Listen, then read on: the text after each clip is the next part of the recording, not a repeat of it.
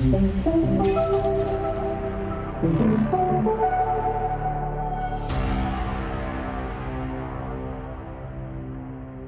there, welcome to One Fix. I'm Rob Leathern, the co-founder and CEO of InfoHawk. Today we talk to Dave Kleidermacher. He leads engineering for Android security and privacy. We worked together when I worked at Google, and today we talk about Android's answer to scams, smarter defenses that use AI on the device as a shield. But also, we talked about a deeper pivot to something that they call actor trust, provable cryptographic confidence in who or what a source is rather than forever trying to detect bad things. Dave has been steeped in these topics for a long time, so we get into a bunch of great territory. I think you'll enjoy the conversation. Thanks for joining us. And as always, let us know what you think. Hey, Dave, it's good to see you. Good to see you, Rob. We're not going to bore anyone with how many times it took us to get this going. But technology. So it's fun. You're VP of Engineering at Google for security and privacy for Android and Made for Google. Is that what it's called? The Made for Google world? Yeah, it's basically the connected products at Google. Yeah. So it includes like the Pixel family and our smart home, smart health kind of stuff. Right. And we worked together, colleagues a few years ago. We worked on some privacy and security related stuff, which was a lot of fun and we probably can't mostly talk about, but I know there's a bunch of stuff you can talk about. So just why don't we start with how did you get to Google? What were you doing before? You have a deep security background. Tell us a little bit more about that. Sure, Rob. Actually, before I jump in, one of the things that's really cool about your background and my background, I think we both share is this, like, I'm sure we'll talk a lot about privacy and sort of content safety and all that. And there's not that many people that have spent a lot of their time on both sides, right? You have people who focus on privacy, people who focus on trust and safety. And, you and I have, I guess, been lucky or unlucky to kind of straddle both worlds, which I think makes us better defenders of the user. But I've been in cybersecurity and this general area of security and privacy for pretty much my whole career. So around 35 years. And I've been at Google for the past little bit over 9 years. Right before Google, I was the chief security officer at BlackBerry, where I led product security for the company for a while when they were launching their first Android devices. And that's how I got into a lot. Well, it's not the first experience with Android, but certainly one of the biggest experience of the Android, especially in the enterprise context. Almost a decade at Google. So that's, you've seen a lot of stuff, a lot of interesting stuff. So recently, one of the things that, obviously we've been in touch over time, but one of the things that caught my eye recently that you were talking about was the article in Wired about spoofing, where you were helping a reporter hear their voice in spoofed format. And that's something I've been very worried about. So tell me a little bit about how that moment came about and what folks were talking about around that. Yeah, sure. Maybe starting at the highest level, like I think in the security realm that we work in, there's a lot of energy and discussion around traditional cyber security threats, like basically vulnerability exploitation, especially nowadays, right? You have the whole AI vulnapocalypse that has been very much in the news. And I think it's very easy to look at the news and the stories and think, well, in cybersecurity, the most important problem is how do we patch faster or get ahead of that apocalypse. But while that is important, and happy to talk more about all that, I would say that the biggest problems that face the average consumer in the world, especially the consumer when you think about how you consume technology on your mobile devices and other sort of digital platforms, it really isn't vulnerability exploitation that users should be worried about. It is really the scams. It's the fraud and the financial fraud schemes that are truly a pandemic in the world. It's like 99, I don't know what the vast majority of practical threats are in that realm, not in vulnerability exploitation. And so so even though I am a cybersecurity person, I've spent a lot of my time in my career in that area, we actually spend more time overall in how do you combat those kinds of security threats that are not vulnerability threats. Again, we spent a lot of time on that as well, but it really is these scams and fraud things. And malware is a big piece of that in the mobile world, of course, but it's any format where you see people trying to socially engineer the consumer, get them to do bad things or try to take advantage of them by doing bad things. this new product launch that we were talking about with Wired is something that's really exciting because it's addressing one of the most pernicious scam vectors that are facing us today. And it is enabled to some extent with AI, where you have someone in your contacts, someone like a family or friend who is calling you. You think they're calling you. You see the phone number ringing. You see it's their phone number, and you think it's your friend and family. And actually, it's a criminal with a deep fake of your voice in real time, acting like your contact. And of course you think it's that person, and they're going to socially engineer you to try to take some action immediately that will cause you to be harmed. And so that is, while it is an emerging attack vector, I don't think it's too surprising to people. I remember back in, it was like 2018 or so, there were people in my team who were working with our AI folks. You might even remember this, Rob. I'm not sure if you this something that hit your desk at the time, but like we were basically taking at the time the latest AI models, which are far cry from where they are now, and taking audio recordings of my own speech in conference presentations and AI generating my voice. And at the time, it was like it took days, weeks, or whatever to process the data and create the audio. But it was really, at the time, it was like, wow. But it showed everybody you cannot use audio as a biometric. That was sort of the point back then. But fast forward to now, and what Lily Newman, by the way, who's an amazing reporter at Wired, what she saw there, and we showed her a demo of, was essentially, imagine you're talking on the phone with yourself. That's kind of the demo, right? It's like you're in real time having a conversation, and it's your own voice on the other end. It's kind of mind-boggling when that happens, but that is the exact kind of, it's very practical and feasible for criminals to impersonate someone's voice. Not to mention their video, but the voice one is the one that is really easy and really prevalent right now. Yeah, we were at this conference recently, and I was just sitting next to someone I asked them to speak into my phone for 20 seconds. I transferred the audio file into the cloud. I had something set up on a gaming laptop in my garage, literally in my garage. And within 3 minutes, I had produced something that sounded just like this person. I had like a fake scam, script of them being like, whatever, needing someone to do something on their behalf. So yeah, I think I just don't think people realize how far this stuff has come, how quickly. And so it's really problematic. We've talked about that a bit on the podcast before, but and I'm sure we'll talk about it a bunch more. But like, so what do you think? What is the thing that Android is doing that differently, or where do you see the kinds of layers of protection being able to be deployed for not only voice? We can talk about the other. There's a lot of threat surfaces, but I'm very curious on the voice one, because I frankly, on social engineering stuff, I mean, we've talked with members of our family about having safe words and various things like that. I'm sure anyone who's in security is like probably had some version of that conversation in the last like 6 to 12 months with their family members. But curious how you see the role of the platform and what role the platform should play in this. There's a lot going on with what we think we can do to improve platforms against a lot of these threats. And it's one of the things that's sort of a continual theme, and it's been throughout my career, but I think it's a big theme in this area, is a lot of it feels like whack-a-mole. Like the malware area feels like this, right? It's like, oh, okay, we tweak our algorithms and we can detect some more things, but then the attackers just kind of tweak their things, and it's just an arms race, and you never feel like you're winning.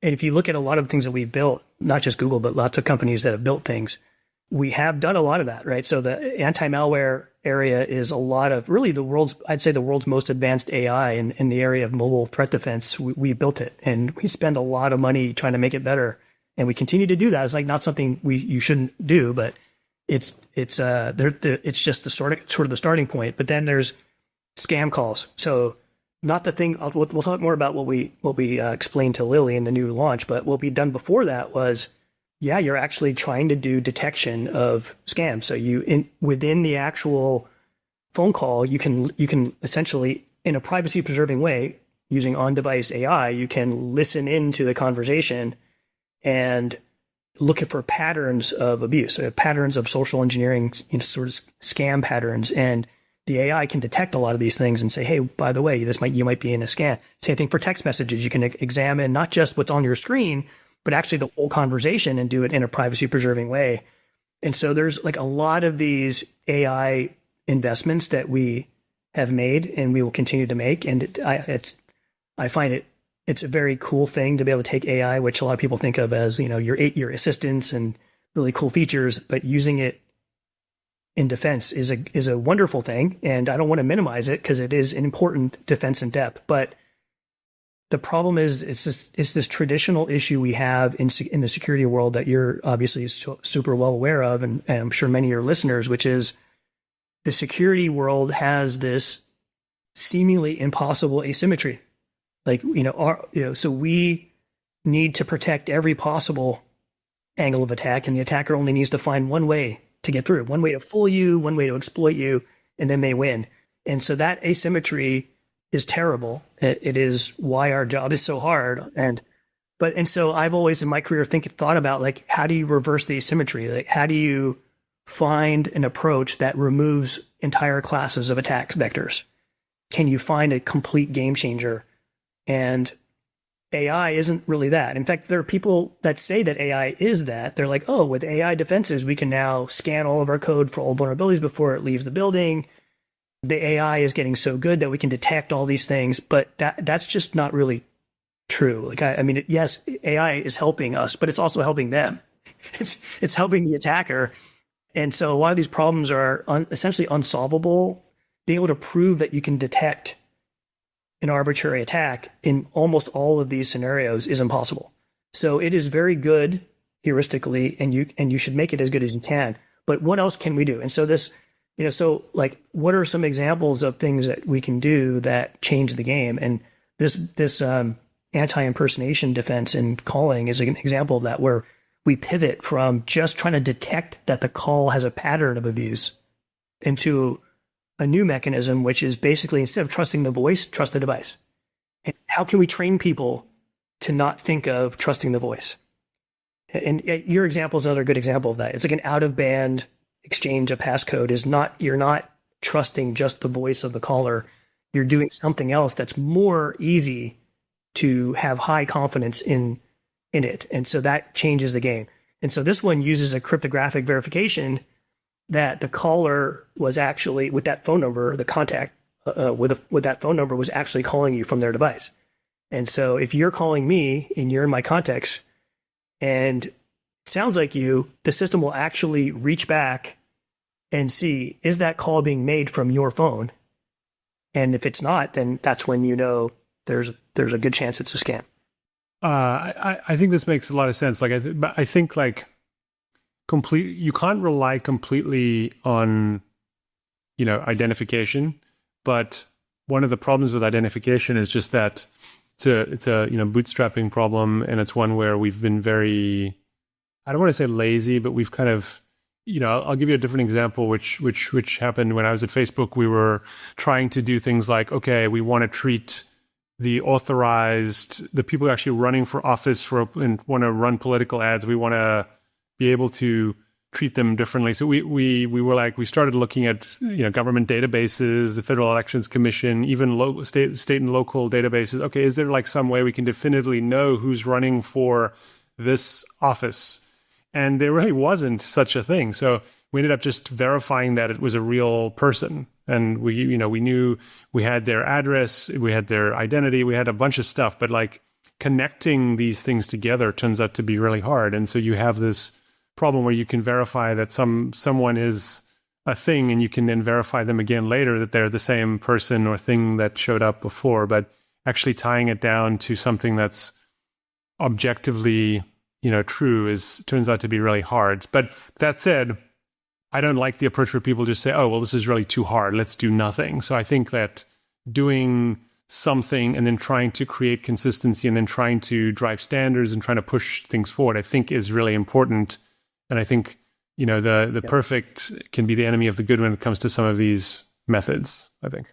Yeah, and I 100%. I don't want to, and I don't want to imply that one is, you go after these sort of actor trust mechanisms and that precludes the need for the content detection things. I'm not saying that at all. I just feel like there's been so much energy and investment and thought around detect the bad thing that we don't spend enough of our energy on this actor trust mechanism, which is sort of fundamentally, you could achieve a higher level of confidence. You could also do, like you said, you can do really poor identity checks, and you can get, we're using the RCS standard for this fake call detection stuff, and you could implement that really poorly. It's not like it's a perfect answer, but fundamentally, the cryptographic verification of identity has really been pretty adequately proven to be like way more powerful. I actually have a really great example of this. When I joined BlackBerry, so back over 11 years ago now, on my first day as the BlackBerry CISO, I worked with CIO to do a phishing test of the employee base, and we sent out a fake LinkedIn message that it was basically, "Hey, I'm the new CISO. Great to meet you. Looking forward to meeting you all. Like, click here to connect with me." And 15% of the employee base engaged with this fake thing, including my manager, who actually typed in his credentials and stuff. So what that tells you is that even a small business with 20 people, if you're targeted and you're relying on your password as your authenticator, you're going to get compromised. Now, Google realized this quite some time ago, and as you're well aware, because you had to plug it in and use it when you were here, Google switched to an unphishable security key authenticator around 10 years ago, and Google is like 190,000 employees today, and in that last decade, we have zero known phishing compromises of a Google employee account. Zero. So going from you're almost guaranteed at 20 people to zero compromises with nearly 200,000 employees. And that's not total, over the time of the last decade, it's way more than 200,000 accounts, right? It's pretty incredible. And so that's a good example of actor trust and shifting from can you detect the phishing thing and try to, somehow use your human intuition versus a cryptographic check. They're just completely different. Yeah. So talk a little bit about the RCS and GSMA part of it, and how, I'm always curious and interested in how these things become, standardized. And, when I was at Google, we open sourced a bunch of privacy preserving technologies, my team did. And, always was there's obviously the just making it available piece. And then there's the, how do you actually drive adoption? How do you get people to use this stuff? Can you talk a little bit about that? Because obviously also you're responsible for and working on devices that the company builds, the Pixel, et cetera. And, how do you kind of make the decision about how to, keep it open, keep it as a competitive advantage, et cetera? Yeah. I mean, I'm generally a very big proponent of openness in many forms, right? Open source, I think, is a good thing. I mean, it doesn't apply to everything, but it's a good thing to try to push for more transparency. Open standards, I'm a really big believer in that. And I think security and privacy is one of these areas where, yes, there is special sauce, there is intellectual property that's important, but when it comes to fundamental protocols, fundamental defenses, I think you need to lean more into openness.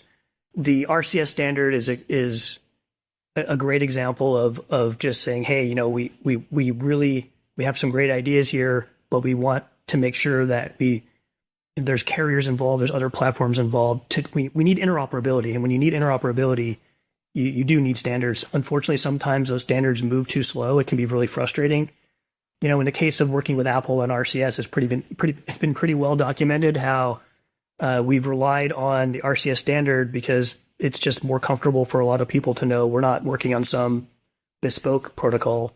We're working on a standard. So the RCS verification is what we've built the fake call detection on, but there's still aspects that are not defined by the standard. And so to make fake call detection work between Android and iPhones, which I hope will happen fast, Apple actually have to go do some work and change their phone call app to be able to handle the same check. And so, yes, the underlying protocol is standardized, but they have to do some work. And that's the part that I think is maybe a little bit more frustrating, is there isn't anything that Google can necessarily do, or that open standards or the GSMA can do, to get the right entities to move on really important problems. I think I harken back to you remember all the contact tracing stuff during the pandemic. And there was this amazing moment.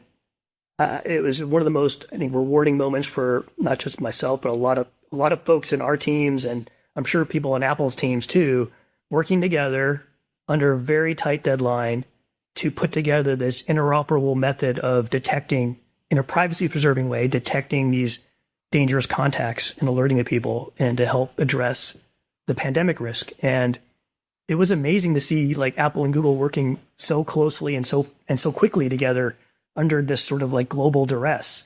But so many other things don't work like that. And actually, I really wish security and safety, this area that we all work on here, could be an area where we would do more. And I always want to do more. Not to call out names, but like, I reach out to my counterparts in those other companies. I'm like, hey, let's do more together. Let's do interoperable end-to-end encryption for various things. Let's do video call interoperability and private video calling interoperability. And it just moves too slow because, there's reasons. There's always reasons. But I mean, sometimes I think it comes down to like micro incentives almost. Like, how is this team going to get, and I hate to, it isn't always this way. I don't want people to think it's always this way, but sometimes it's like the micro incentive of how's this team going to get, a good performance review at the end of the quarter, half, year, or whatever it is. And it's like, there sometimes seems to be lower hanging fruit vis-a-vis, okay, there's other things that they could build. Or sometimes it's like, there's higher priority stuff. It's like, oh, well, we need to ship this regulatory thing that is now impacting us. Or, I do, but I do feel like there's a lot more that can be done. And I agree with you. And I think you and I have both been on, in some of those kinds of conversations where it's very frustrating because it just seems like it's a win for everyone to be a part of that thing. Yeah. And I guess one of the other areas we talked a little bit about verification. So, developer ecosystems, I've been very worried about, how developers get access to certain tools and you've seen reports of, certain models getting distilled by, people setting up hundreds and thousands of developer accounts and things in the AI LLM space specifically. But how do you think about the same kind of content versus, actor verification approaches in to like developer ecosystems or that kind of side of the world that you kind of are involved in? Right. Yeah, this is actually the developer ecosystem and or this actor trust concept is another good example where I think the identity verification piece, if done well, can have just this outsized impact. In fact, I'll share just a little bit of a sort of a, we don't publish this metric regularly, but I think we've talked about it before, which is that if you look at the enforcements that happen on the Google Play App Store, around 2/3 of those enforcements are driven by developer signals and not the app signals themselves. So you look at the app, anti-malware technology, looking at the app's behavior and trying to detect that it's collecting information or it's doing all these very evil things inside the app. It's actually a minority of the enforcements that occur because of that detection versus detecting things related to your identity and the signals around the developer. And that's another example why I have such confidence in in rooting things at some, with this identity piece. And so, we recently announced this program, this Android developer verification program that is basically saying, look, there's some minimum level of goodness around the developer signal that you need if you want to keep people safe. And, frankly, if you look at Android and iOS, they're on these two sides of I think people are well aware that there are these two sides of the spectrum of like Apple super lockdown, one app store, and no openness, no third-party app stores. And then you have Android, which of course allows third-party app stores, but also allows this like internet side loading. And it's that internet side loading that I think is on the wrong side of that spectrum. And I think there's ample evidence that shows that this arbitrary, unverified developer downloads is very dangerous. We have published many metrics. It's orders of magnitude. It's just very dangerous when you don't have a signal of the developer. And so that, the Android developer verification program is saying you need to have that signal. And here's a good example of that. So I think it was in 21, there was this pretty well reported malware campaign called Flubot. It was attacking primarily in Europe. And what the attackers did was they basically just used polymorphic applications as well as websites. So they would just rapidly change the signature in the app as well as the source of the app being downloaded from the internet, and just like fire out all these these phishing messages to people, hundreds of millions of them sent, that say, hey, there's a package that I'm having a problem delivering. Click on here to learn more. You first have to install my DHL app, and then you do that, and then they'll ask you to the malware will then ask you to give it permissions, and unfortunately, consumers will fall for these things and be socially engineered into doing that, and then you're toast. That was a really terrible campaign. You can read about it. You can go online and read about how Europol they eventually took down the backend infrastructure. It was just really terrible. And that kind of campaign is completely eliminated with Android developer verification, because those apps would not be verified. You have to go through what I think most people realize is just a common sense best practice of, is this actually a developer, an Android developer that we have some confidence in? So that's the idea there.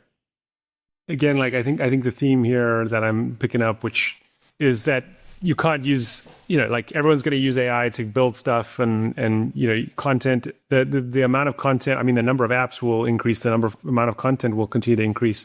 So you're going to have to do some level of identity, actor verification, trust, repetitive kind of trust related exercises to verify folks. I guess one thing, going back to like calls that we started talking about at the start. So I've always found it insane how the phone system works in the United States, especially. But what about like stir, shaken, and some of the caller ID verification? Like I recently saw, there's folks who are shipping. There's a couple companies that have been building SDKs for banking apps, so that while you're in the banking app and you get a phone call that's supposedly from the bank, it could like tell you if that's the case. But I'm curious how you think about or your experiences of. We can talk about carriers and where they land on some of these things, but some of the caller ID verification stuff to me just seemed like, why has that taken so long? Why has that not happened? What's the failure state's been there? Yeah, that's a great question. I think, so the fake call detection that we were just talking about is a great solution for an individual and a contact, a family, a friend calling you, and it's a really insidious attack, and it's a good solution for that. But it doesn't solve the problem of a business or organization or government entity calling you and impersonating that entity. And for that, you need a similar concept of how can you know that this entity calling me is actually that entity. And you alluded to a feature that we've implemented in Android that is a step in the right direction, and we've been piloting it with banks, because banks, the financial services industry is the area where we've seen just so much badness happen globally, where you basically integrate a flow where when you get a phone call and and it's from a bank and you have a bank app installed, it does essentially a back channel message to the bank saying, "Are you calling me?"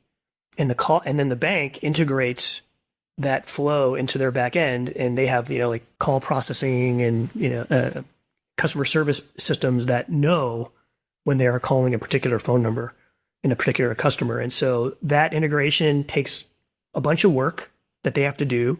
Once it's been implemented by a number of banks and it works really well, it's been great. Like it seems to really be working well, but unfortunately it does require this sort of bespoke integration that is more energy for the bank to implement. So if you say, how do you now scale that to essentially any business, even small business that might want to call a consumer and give the consumer like confidence that yes, it actually is the flower shop down the street and not someone impersonating the flower shop down the street. That's a much harder problem. You mentioned stir shaken. It's sort of like your point before, like you can, if you rely too much on identity that is weakly defined, then that doesn't necessarily solve anything either. And stir shaken has some pretty well understood weaknesses. It's just too easy to fake being on a valid carrier network with the stir shaken thing. I mean, maybe the concept is good, but the implementation just isn't there. So I think the Android implementation works because it is actually like a very clear integration into that back end. But I think now we need to think about, is there some better way, standardized way of enabling businesses, which frankly is just a much more difficult problem. Any business, any organization in the world to have confidence in it, in a not just confidence, like cryptographically verified confidence that the source of that phone call is really owned and operated by that business. That's a much harder problem, but something we're definitely like really thinking a lot about. And I personally find it to be one of the most important problems to solve right now is the next set of things. One of the scams I think that's what's interesting is whoever's lagging behind. And so I think this applies to countries, regulatorily, carrier, and it applies to like at every level of the stack. Whoever's lagging behind because of what you said earlier about we got to defend everything, that weak link will get targeted. So, I think there's lots of issues with just data brokers and lots of data being available there to be like a starting point for a lot of these kinds of attacks. The one I saw recently, which was very clever, was, fake permit, like scraping public permit information and then creating fake contractor invoices, fake, city requests for payments. Otherwise permits are going to be canceled. Like just leveraging that information, is something that just now you have this. I think every subcategory of entities has an identity problem that they have to think about. Local governments, banks, telcos, everyone. So I don't have a good solution for this. I think a lot of us are going to have to work on this from lots of different perspectives to try to protect people. And I think also, the other thing that I know you and I have talked a bunch about is like, I think there's this temptation when you have these kinds of shaped problems to then say, well, okay, we now all need to be okay giving up privacy. Like now we need to throw privacy out the window. And I don't agree. I know you don't agree with that either. But I'm curious how you think about the privacy trade-off. I know we've talked a bunch about encryption in the past, you and I. Yeah. So I'm curious how you think about those trade-offs. Yeah. Well, I'm glad you brought that up, Rob, because as you know, it's near and dear. But and also you as well. I'd love to hear your thoughts because again, we're maybe too rare in this industry of having been on both sides of the fence. And like my team, the security and privacy team, like our team is in charge of both of those things. And so I actually feel very fortunate that I have so much of my brain invested in the privacy side and so much in the content safety and just trust and safety and traditional cybersecurity side that I've had to like be thinking about that balance for so many years. And I think that makes us better. One of the things that better at protecting people holistically, one of the things that really worries me in this area of this tension between privacy and general content safety and having more and more signals to try to defend against bad things is you see a lot of polarization. It's kind of like our politics right now. There's just like people take these just such massively polarizing views on things.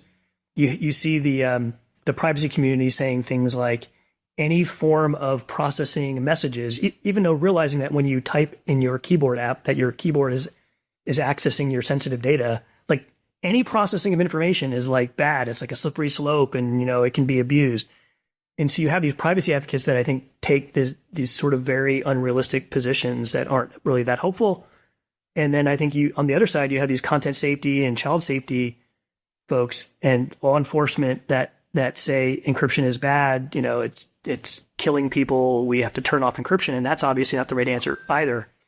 And it just makes it so hard to find the right balance. And that's what I am all about trying to figure out how to find the right balance. And that doesn't mean, in my opinion, making unacceptable trade-offs. I think one of the really great examples of this is the stuff that we've been talking about, right? Like how do you implement content behavioral abuse and these scam protections in a privacy preserving way? And yeah, there might be some trade-offs in general with the level of accuracy and precision. Maybe I'm not saying it's a perfect answer, but let's focus on the overlap. Let's focus on areas where we can make progress. Can we help make children more safe with privacy preserving detection on device? And obviously Google and Apple have both launched solutions that help protect kids online or in their mobile devices with solutions that work today. These sort of like nudity detection that give the user more agency and more awareness of what's going on and try to limit the spread of bad things. That doesn't violate the privacy promise. And I think that is the thing. Those are the kinds of things we should be focusing on.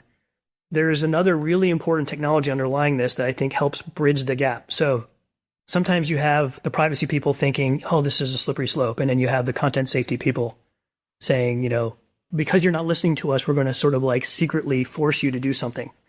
And there's been some reports about that are really troubling.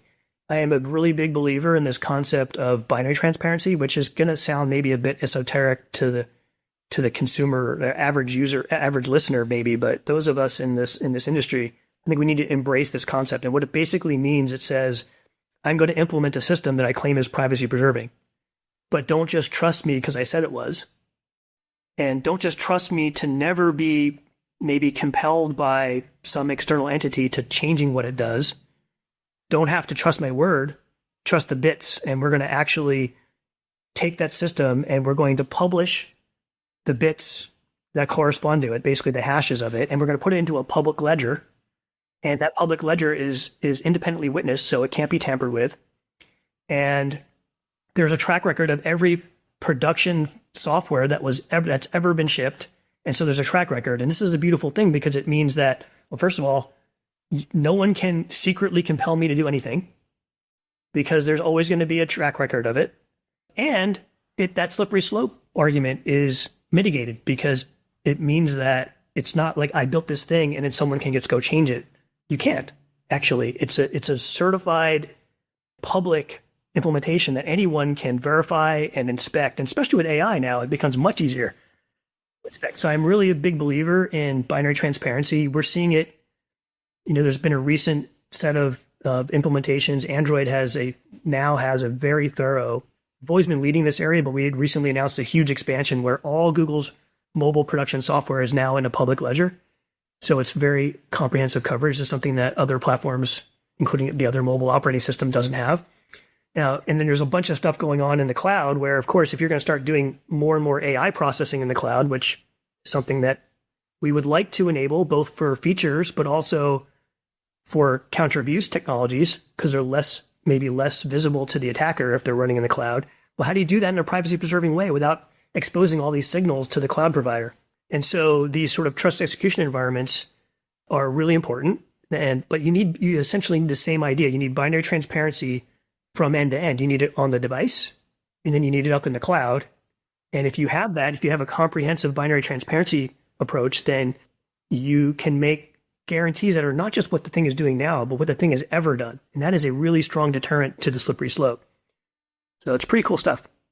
I'm a big fan of the 80-page, $50,000 security audit of the app or the thing. But then it's like, oh, well, but they could just change the code. And so it's fine on, September 25th, but in 3 months, who knows, right? So I think anything where you're not just relying on what someone says is important. I think the other thing that you kind of are related, like depending on the context, right? So messages between two people are one thing, but for example, some of those message channels might be used in an advertising context to, again, it's a valid use case. A small business doesn't need to have a website. They could just start an end-to-end encrypted chat, start with an ad or some other way with a consumer.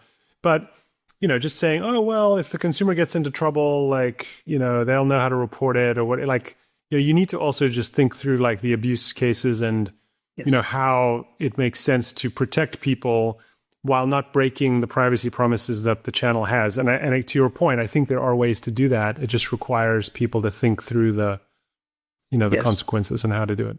Yep. And of course, the user can decide to share something, right? That's it. But that's exactly the user decision and not the platform's decision. Yeah, exactly. But that said, we have technology now, whether it's an on-device model or something where you can now process stuff. You can keep the thing on the device. You can keep the thing in an enclave or an execution environment. You can essentially have other guarantees that, But I think as human, we haven't figured out how to even talk about this stuff well. Is it the the little thing that sits on my phone and is like protecting me and is acting in my interests. And, like I even think I've talked to a couple of folks building this kind of stuff, and no one really knows how to talk about this stuff yet. And I think it'll happen. Yes. So we're going to have to evolve it.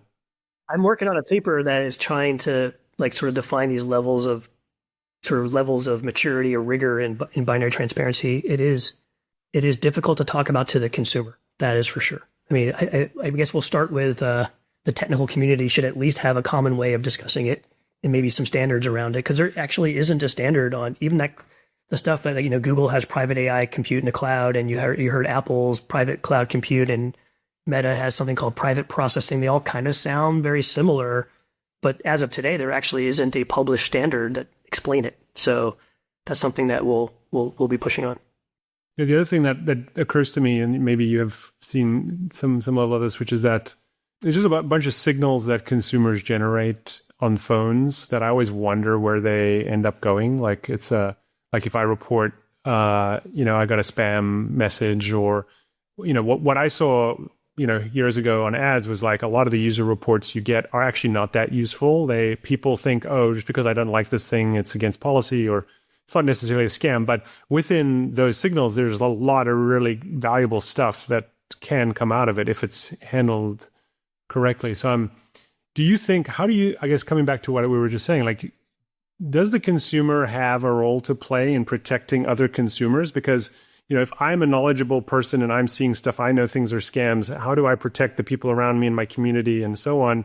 And what are the responsibilities of the various people involved? It's carriers, it's platforms, it's banks, it's, should people, how do I think about the consumer responsibility and the businesses and platforms responsibility? Yeah, I think there's no doubt that consumers, just the messaging example we were talking about earlier, like that, there's no doubt that consumers reporting scams, reporting tax, your email flagging things as spam and attacks, those things help. They improve the model. So when the user decides to share that information, there's no doubt that it helps everyone. It helps their neighbors and the industry, and it's a beautiful thing. I think that platform providers should build into their systems capabilities that enable users to be more helpful. I think those are good examples. I think that is part of building a good solution, is to be thinking about how does the user provide the right feedback and giving them that agency, transparency. All those things are good, but fundamentally, I do subscribe to the secure by default concept, in that I think, when you're building systems for billions of users, you need to be thinking of, you got to put the user first, and you need to be building systems that, I'm stating the obvious here, but build systems that work to protect the user, both their privacy and their safety, and not rely too much on the user. So the users can help, but you can't depend on them to be your solution. And so, yeah, there's a role to play, but I would say a minor role compared to the roles of platform providers, regulators that can really push what platform providers are doing in a hopefully more healthy way, those kinds of things. So in 5 years, we're going to have AI that's, much, much better than we have today on both the defender and the attacker side.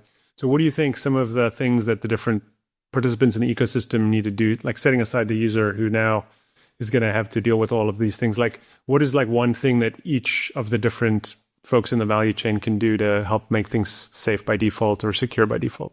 Yeah. Well, it turns out that today the company Google published a blog. It wasn't my blog personally, but it was a corporate blog that explains that in this AI space, there's all these discussions around how AI has to be regulated. I think, Google and OpenAI, all the major frontier AI model companies are all saying, yes, of course, regulation has a place, but it also can't stifle innovation and all that. But how do we actually do it? Like, how do we actually ensure that we have the right guardrails when we know that regulations traditionally move way too slow? The international standards organizations like ISO and others, by the way, lots of great people do lots of great work in them. I'm not trying to badmouth the standards organizations, and I work a lot with them myself, and I've contributed to many of them.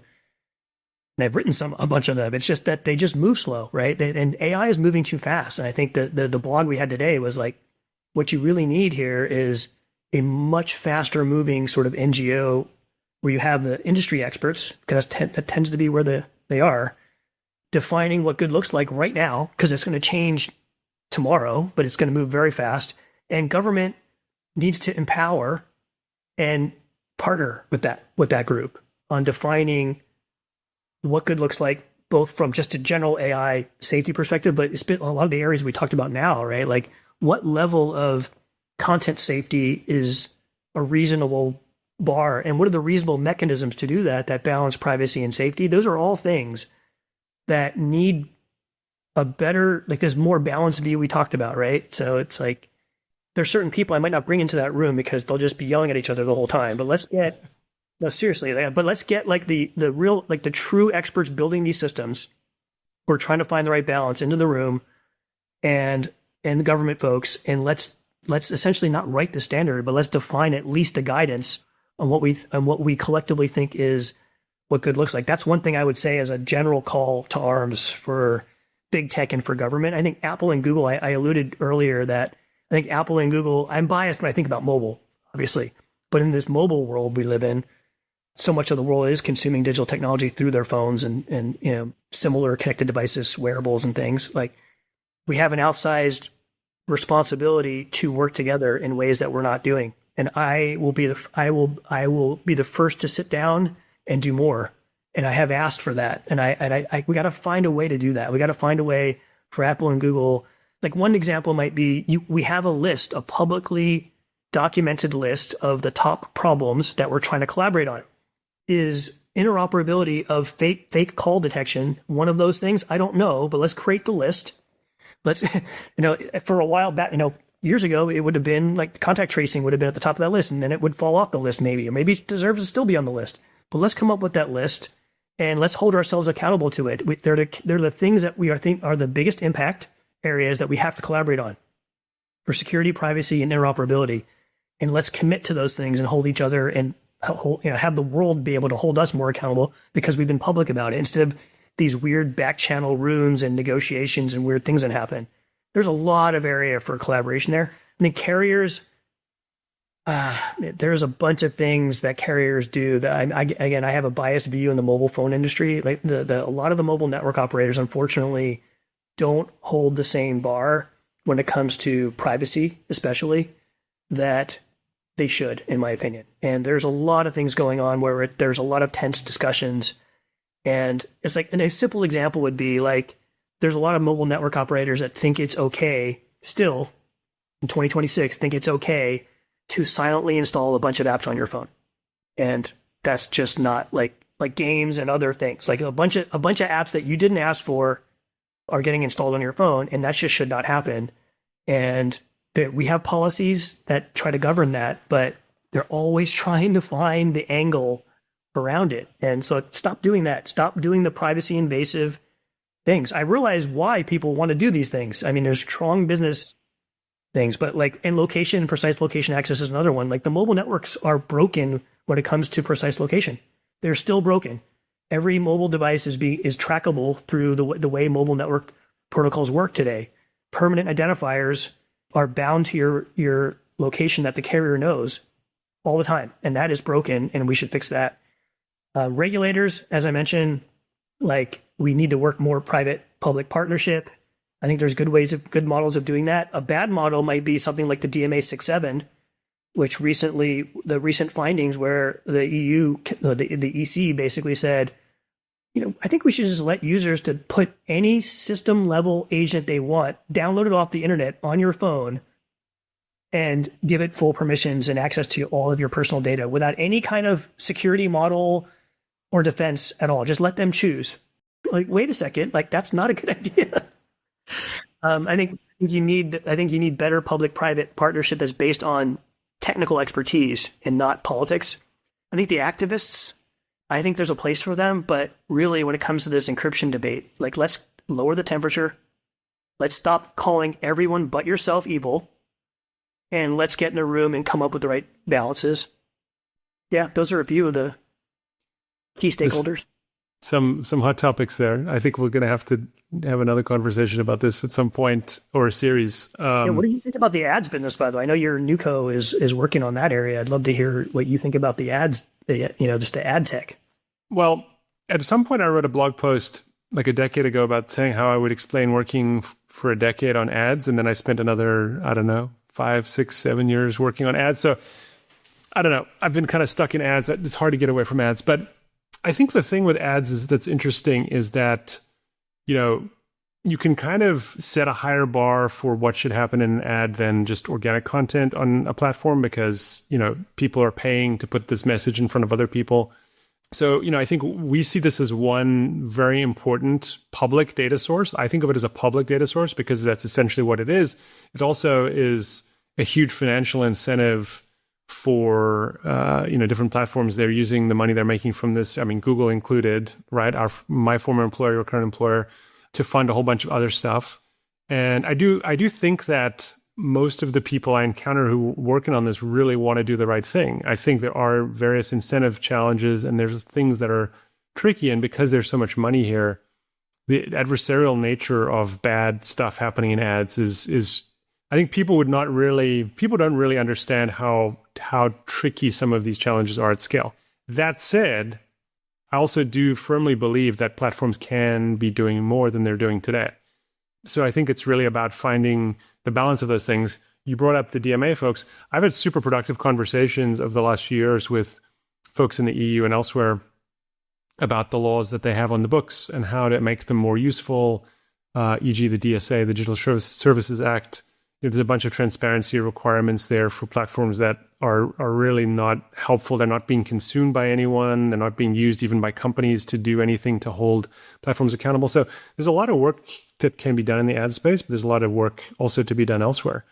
I agree with you that I think it's maybe I would come down a little more strongly on I think you need content, AI to figure out what's happening with content as well as the actor side and the identity side. You need to find the right balance of those things. And frankly, as running a startup, we're trying to figure that balance out and figure out who has one set of signals in one area and not the other that we can help connect. Yeah. Well, we didn't talk a lot today about the just ad fraud and some of the bad things happening. And it's obviously just content safety issues and ads. And we didn't talk about it a lot, but it is one I have found also in my own experience. It's one of the most complex and difficult areas. And I'm glad you're working on it. And I think it's bringing more transparency to these things. Like you said, I mean, I like to say transparency is the tide that raises all boats in many, many things. And this is another example, like shine a light on it. I know internally we've done, we have metrics that show, we've done these tests where we show that Google ads, like content safety specifically, way, way safer, on average than other ad platforms that we're able to test. It's not something I personally test, but I've heard of these things. But where's an independent way of measuring and understanding that? And if InfoHawk if you're working on, I think it's exciting that you're working in an area. So good luck to you, man. Appreciate it. Yeah, thanks. I mean, I guess since you mentioned that part, I'll plug this part as well. We set up a nonprofit called Collective Metrics, actually, that is trying to create metrics, kind of a baseline set of metrics, and to your point about trying to be open about it, and that's really one way we think that can also be helpful in that journey. But yeah, there's just, like I said, there's a lot of work to do on all fronts of stopping bad stuff, sharing data, connecting people who aren't connected. The good news is there's a lot of really well-intentioned and smart people who have been and are working on these problems. And so it's really just part of why we're having these conversations is to let them know that there are other people who care, and they're all over at the big companies and startups alike. So I really appreciate you taking the time to talk with us, Dave. It's always great to catch up. Thanks, Rob. It's good to catch up with you. Keep fighting the good fight, man. It's a war of good versus evil, and we got to keep it up. Yeah, 100% agree.